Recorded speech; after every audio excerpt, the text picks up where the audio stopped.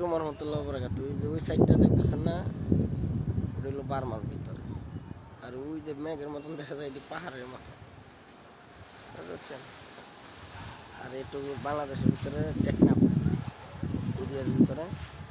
আর ওই পাশে যে পাহাড় দেখতেছেন না, ওদিকে হইলো আবার সব রোহিঙ্গারা বসবাস করে, বুঝছেন।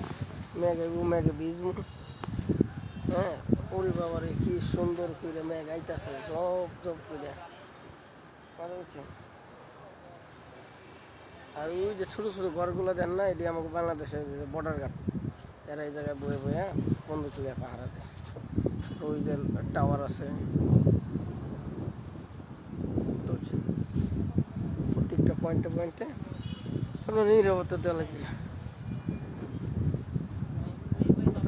আবার ওদিকে আবার রেলের রাস্তাও দিছে, একটা ডাইরেক্ট একটা পর্যন্ত যাইবে, এখনো চালু হয়েছে না। বর্ডার গার্ডও থাকবো, আবার এই রেলের ইয়েও থাকবো, একদম তো অনেক সুন্দর লাগতেছে। হ্যাঁ, আর ওই যে উঁচা জায়গাটা দেখেছে না, ওইটুক গেলে আবার গুলি করবো, ওই দেশের লোকজন, ঠিক আছে। পার্থক্য, অনেক রকম পার্থক্য আছে।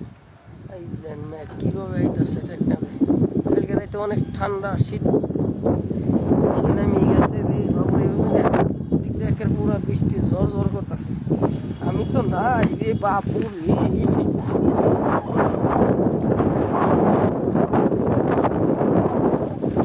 বৃষ্টি নামিয়ে গেছে রে।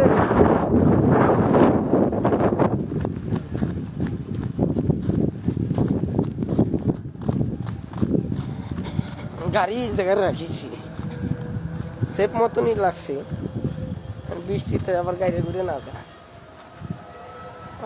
ও মা মা, ফুরিয়ে গেছিলাম।